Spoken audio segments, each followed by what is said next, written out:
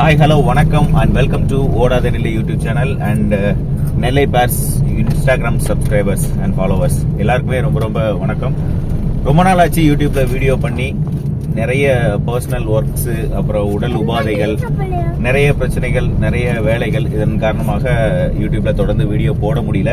So இப்போ again யூடியூப்ல மறுபடியும் பிளாக்ஸ் ஸ்டார்ட் பண்ணலாம் அப்படின்னு சொல்லிட்டு இன்னைக்கு இந்த துவக்கத்தை நான் ஸ்டார்ட் பண்ணியிருக்கேன். 2025 ஸ்டார்ட் பண்ணா அது 25ஓட ஒரு இதா இருக்கணும் அப்படிங்கறதுக்காக 2024 இன்னையிலிருந்தே அதை ஸ்டார்ட் பண்ணும் அப்படின்னு சொல்லிட்டு இன்னைக்கு ஸ்டார்ட் பண்ணியிருக்கோம்.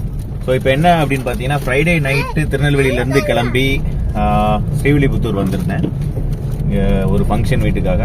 ஸோ திருவண்ணாமலைக்கு இப்போ கிளம்பி போயிட்டு இருக்கோம். திருவண்ணாமலை அப்படின்னு சொன்னாலே எல்லாருக்குமே சிவனை தான் ஞாபகத்துக்கு வரும். பட் விருதுநகர் மாவட்டம் ஸ்ரீவில்லிபுத்தூர் பக்கத்தில் இருக்கக்கூடிய இந்த திருவண்ணாமலையில பெருமாள் இருக்கிறாரு அப்படிங்கிறது தான் உண்மை.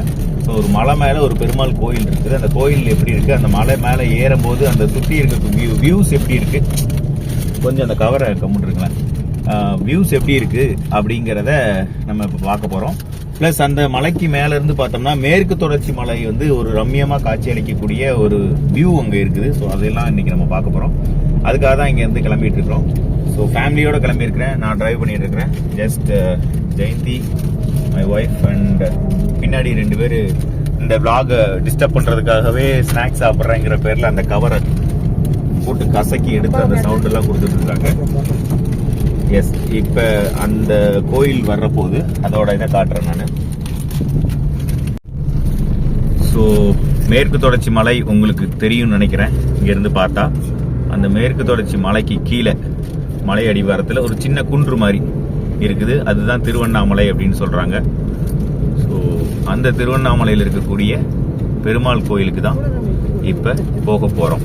இந்த திருவண்ணாமலைக்கு போறதா இருந்தா ஸ்ரீவில்லிபுத்தூர் பஸ் ஸ்டாண்ட்ல இருந்து கரெக்டா ஒரு 5 கிலோமீட்டர் தூரம் தான். தனியா ஆட்டோவும் போகும், மினி பஸ்ஸும் போகும்.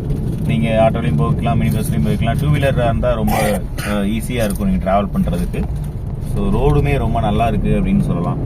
எந்தவித பெரிய ரஷ் அண்ட் டிராபிக் இருக்கக்கூடிய இடம் கிடையாது. நல்ல கிளியரான ஒரு ரோடு. இதை முடிச்சுட்டு இன்னொரு பிளானும் இருக்குது. ஏன்னா இன்னைக்கு டிசம்பர் 15, கார்த்திகை 30, பௌர்ணமி. இன்னைக்கு பெருமாளை பார்க்கறது குடுப்பனை கிடைச்சிருக்குது. அதே சமயத்தில் சிவனையும் பார்த்துட்டோம் அப்படின்னா ரொம்ப ரொம்ப நல்லது. ஸோ சிவனை பார்க்கறதுக்கு உண்டான சான்ஸ் கிடைக்குதா அப்படிங்கிறத பார்க்கலாம். ஏன்னா ஸ்ரீவில்லிபுத்தூர்னு சொன்னாலே எல்லாருக்கும் ஆண்டாள் ஞாபகம் தான் வரும். எல்லா இடத்துலையுமே ஆண்டாள் ஆட்சி தான் நடக்கும். இங்கே ஒரு நுழைவு கட்டணம் போர்டு வச்சிருக்காங்க. ஸோ அதுக்கு காசு கொடுக்கணும் போல இருக்கு.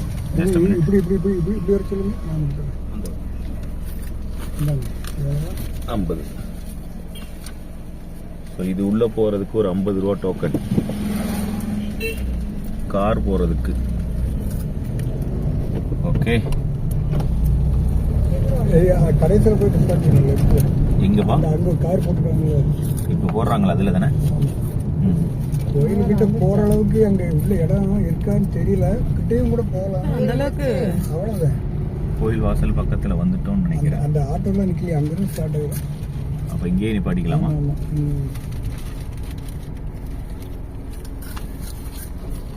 அதுல அந்த வீட்டுக்கு நேரம் அங்கேயும் கூட விட்டுக்கலாம். கார் பார்க்கிங்காக இவ்வளவு பெரிய இடம் இருக்குது. ஸோ நிழல்ல கொண்டு போய் விட்டுலாம்.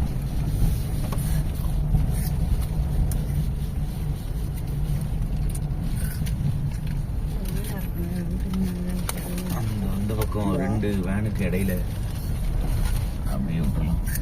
கரெக்டான இடம். நல்ல வேலை அப்படியே நிழலுக்கு, கார் நிழல் நிப்பாட்டுறதுக்கு சரியான ஒரு மரத்தடி நிழல் கிடைச்சிருச்சு. ஸோ காரை பார்க் பண்ணியாச்சு. இங்கேருந்து நடந்து போகணும். போகலாம். ஸோ காரை பார்க் பண்ணியாச்சு. காரை பார்க் பண்ணிட்டு கோயிலுக்குள்ளே போகிற வழி.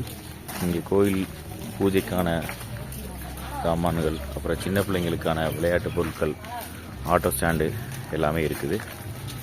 இதை தாண்டி டேரெக்டாக கோயிலுக்கு போயிடலாம். இந்த 2 பக்கத்துலேயுமே பூஜைக்கு தேவையான சாமான்கள் இருக்கக்கூடிய கடைகள் இந்த ஸ்ட்ரீட் ஃபுல்லாக தான் இருக்குது.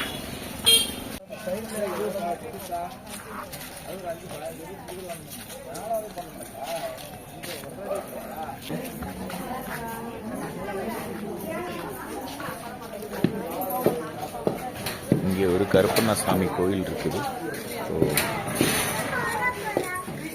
இந்த கருப்பசாமிக்கு தான் இங்கே ஒரு பொங்கல் வச்சுட்டு இருக்கிறாங்க. கோயிலுக்கு போகிற வழியில் இருக்கக்கூடிய கருப்பசாமி கோயில் அது.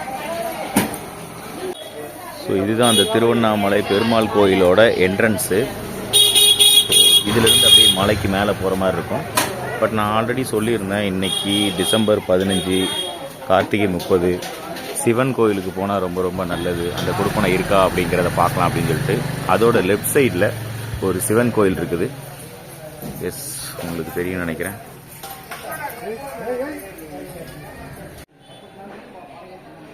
தென்னாடுடைய சிவனே போற்றி, எந்நாட்டவர்க்கும் இறைவா போற்றி போற்றி. தென்னாடுடைய சிவனே போற்றி, எந்நாட்டவர்க்கும் இறைவா போற்றி போற்றி. அந்த சிவனை கும்பிட்றதுக்கு முன்னாடி இங்கே ஒரு விநாயகர் இருக்கார். அந்த விநாயகரை கும்பிட்டுட்டு அதுக்கப்புறமா சிவனை தரிசிக்கலாம்.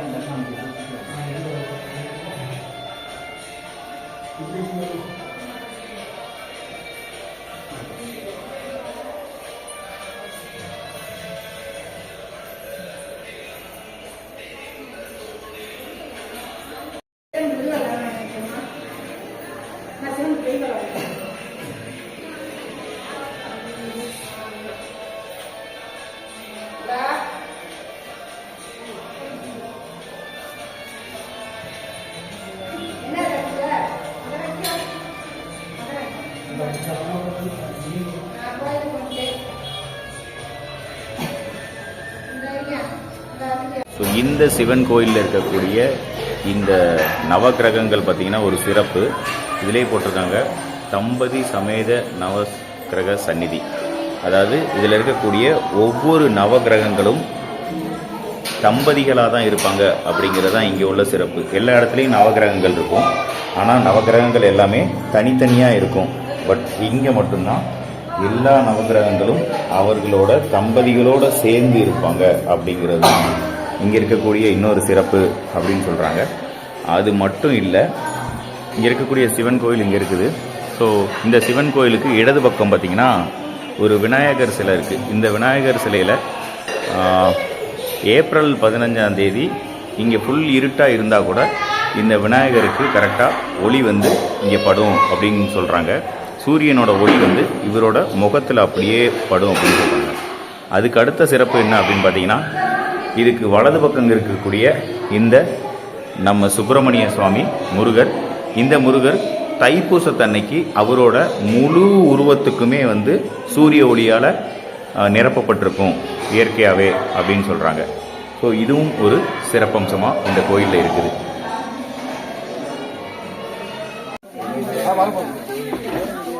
துளசி மாலை. இந்த கோயிலோட அடிவாரத்தில் ஒரு பெரிய அரச மரம் இருக்குது. ஸோ இந்த அரச மரத்துக்கு அடியில் பார்த்தீங்க அப்படின்னா ஒரு பெரிய விநாயகர் கோயில் இருக்குது அப்படின்னு சொல்கிறாங்க. ஸோ விநாயகர் அப்படின்னு சொன்னாலே எல்லா ஊர்லையுமே விநாயகரை திருடி தான் வைக்கணும் அப்படிங்கிற ஒரு சம்பிரதாயம் வந்து பெரியவங்க சொல்லி நம்ம கேள்விப்பட்டிருப்போம். ஸோ அந்த விநாயகர் சின்ன சின்ன விநாயகர்லாம் திருடி வைக்கிறதுங்கிறது ஒரு யதார்த்தமான விஷயம். பட் இங்கே இருக்கக்கூடிய விநாயகரை வந்து ரொம்பவே கஷ்டம். ஸோ இந்த மலை, அங்கே ஒரு மலை தெரியுது பார்த்தீங்களா, இது வந்து மாதா மலைன்னு சொல்லுவாங்களாம். ஸோ இந்த மாதா மலைக்கு பக்கத்தில் தான் நம்ம இருக்கக்கூடிய இந்த திருவண்ணாமலை இருக்குது. ஸோ மேற்கு தொடர்ச்சி மலை மேலேருந்து போய் பார்த்தோம்னா ரொம்பவே நல்லா தெரியும். மரத்தடியில் தான் பார்த்தோம்னா விநாயகர் டெம்பிள். இங்கே ஒரு குட்டி பிள்ளையார் இருக்கிறாரு. அதுக்கப்புறம் பார்த்தீங்கன்னா இங்கே ஒரு ராஜ விநாயகர் பிரம்மாண்டமாக காட்சியளிக்கக்கூடிய விநாயகர்.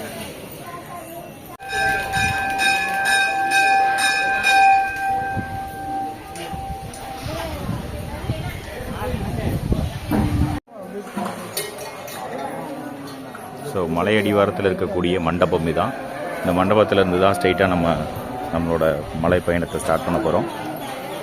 ஸோ இங்கே யாசகர்கள் எல்லாருமே உட்காந்துருப்பாங்க. அதுக்கு லெஃப்ட் சைடில் தென் திருப்பதி லட்டு. ஆக்சுவலாக இந்த மலையை தென் திருப்பதி அப்படின்னே சொல்கிறாங்க. திருப்பதிக்கு போக முடியாதவங்கெல்லாம் வந்து பெருமாளை தரிசிக்கிறதுக்காக திருவண்ணாமலையில் இருக்கக்கூடிய இந்த கோயிலுக்கு வந்து போகிறாங்க. ஸோ திருவண்ணாமலை அப்படின்னு சொன்னாலே எல்லாருக்குமே சிவன் தான் ரொம்ப ஞாபகத்துக்கு வருவாங்க. ஸோ திருவண்ணாமலையில் எப்படி ஒரு பெருமாள் அப்படின்னா திருமலை அப்படின்னு இருந்த இந்த பேர் தான் திருவண்ணாமலையாக மாறிச்சு. ஆக்சுவலாக படிக்கட்டுகள் எல்லாமே ரொம்பவே பெருசாக இருக்குது. இறங்குறவங்களுக்கு ஒரு சைடு, ஏறுறவங்களுக்கு ஒரு சைடு அப்படின்னு சொல்லிட்டு நிழற்குடையும் போட்டிருக்காங்க காங்கிரீட்டில். ஸோ மழை பெஞ்சிட்டு இருந்தாலும் சரி, வெயில் அடிச்சிட்டு இருந்தாலும் சரி, தாராளமாக ஏறி போகலாம், எந்த வித பிரச்சனையும் இல்லை. பின்னாடி பார்த்தோம்னா இந்த மாதிரி தான் இருக்குது, சுற்றி க்ரீன். ஸோ தொடர்ந்து பயணிக்கலாம்.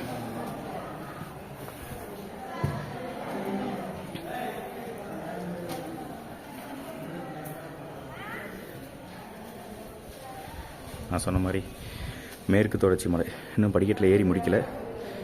லெஃப்ட் சைடில் பார்த்தீங்கன்னா மேற்கு தொடர்ச்சி மலை அப்படியே சூப்பராக தெரியும். இன்னும் மேலே போனோம்னா நல்லாவே தெரியும்.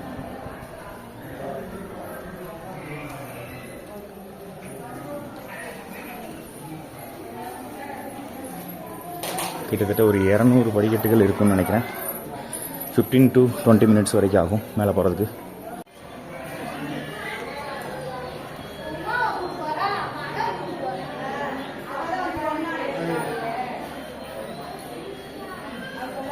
ஸோ ஆல்மோஸ்ட் மேலே ஏறி வந்துட்டோம். இது வரைக்கும் கல்படிகள் ஏறி வந்தது எல்லாமே.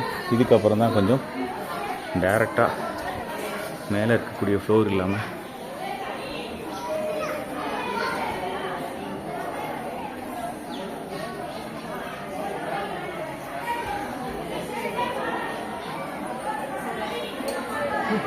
இந்த ஸ்ரீனிவாச பெருமாளை தரிசிக்கிறதுக்கு முன்னாடி இங்கே அலர்மேலு மங்கை தாயார் சந்நிதிங்கிறது லெஃப்ட் சைடில் ஒன்று இருக்குது. ஸோ இந்த லெஃப்ட் சைடில் இருக்கக்கூடிய இந்த தாயார் சந்நிதியை பார்த்துட்டு அதுக்கப்புறமா அங்கே போகலாம். இவ்வளோ நேரம் கொஞ்சம் வேர்த்து நடந்து வந்தவங்களுக்கு ஒரு குளிர்ச்சியான இடம் மாதிரி இருக்குது இந்த இடம்.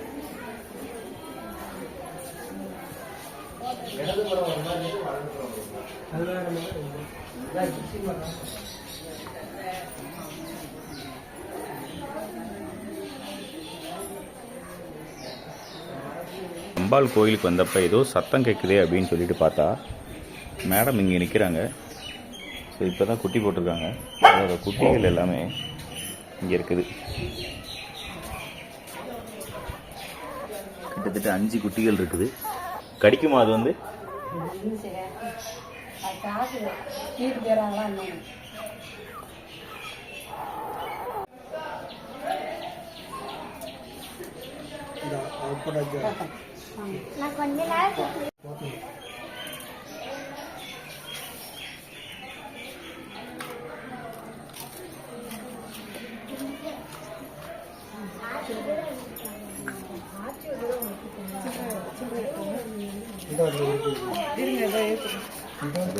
ஒயிட் கலர் தான் அழகா இருக்குல்ல.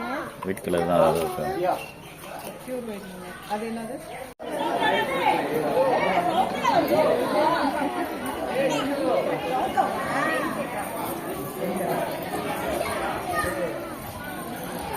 ஸோ படிக்கட்டில் ஏறாமல் இருக்கலாம்.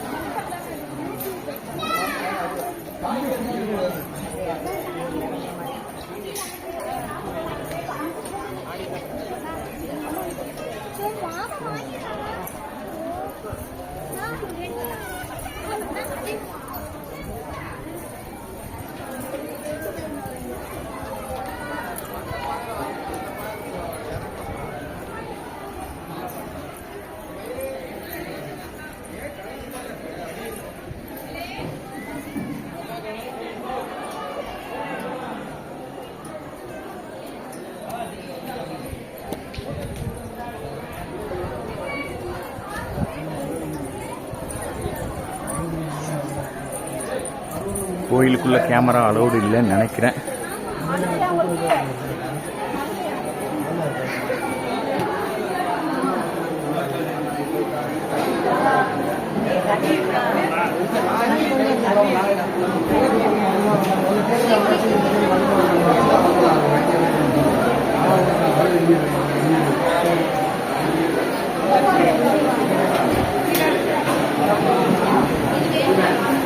தரிசனம் போகணுமா இதெல்லாம் போகணுமா?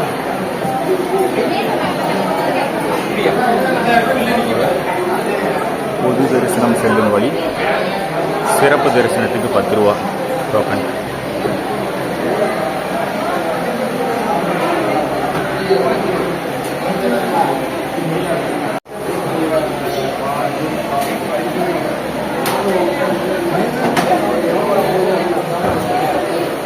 தரிசனம் சிறப்பாக முடிஞ்சிடுச்சு.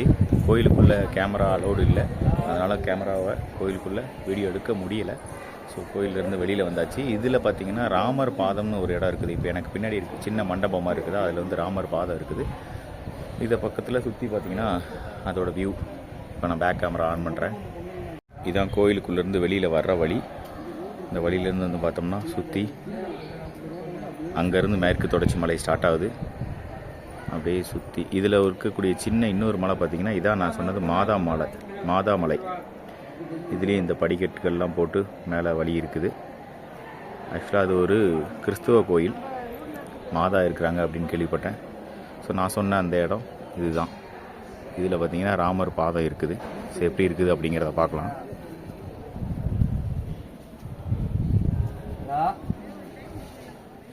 ராமரோட பாதம், பின்னாடி ஒரு தூண் வச்சுருக்குறாங்க. ஸோ இந்த பக்கமும் சுற்றி பனிமூட்டமாக இருக்குது. ஆக்சுவலாக ராமர் பாதத்தோட வீடியோ இது.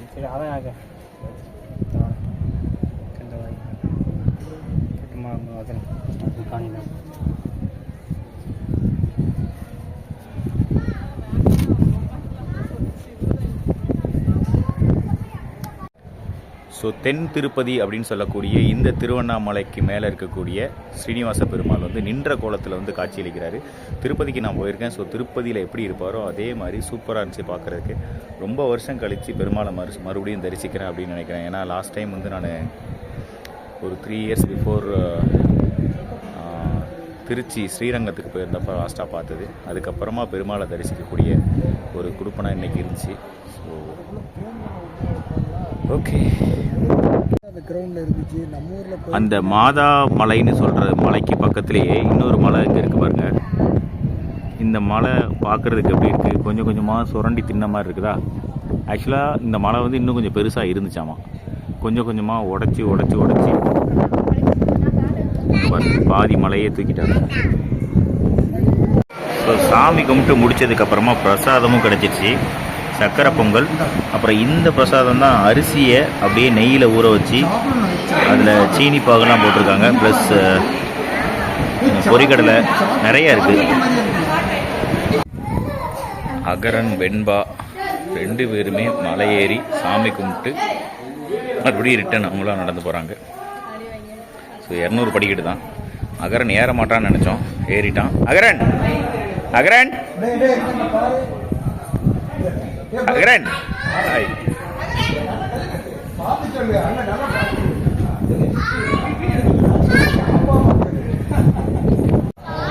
ஸோ ஸ்ரீவில்லிபுத்தூர் பக்கத்தில் இருக்கக்கூடிய திருவண்ணாமலையில் இருக்கக்கூடிய ஸ்ரீனிவாச பெருமாளோட தரிசனம் இன்னைக்கு வந்து எனக்கு ரொம்ப நல்லா இருந்துச்சுன்னு சொல்லலாம். இந்த விளாகும் முடிஞ்சிருச்சு இதோட. ஸோ விளாக் எப்படி இருந்துச்சு அப்படிங்கிறத மறக்காம கமெண்ட் செக்ஷனில் பதிவு பண்ணுறேன். இது ஃபர்ஸ்ட் விளாக். தொடர்ந்து இதை பெட்டராக பண்ணுறதுக்கு நான் ட்ரை பண்ணுறேன். தேங்க்யூ.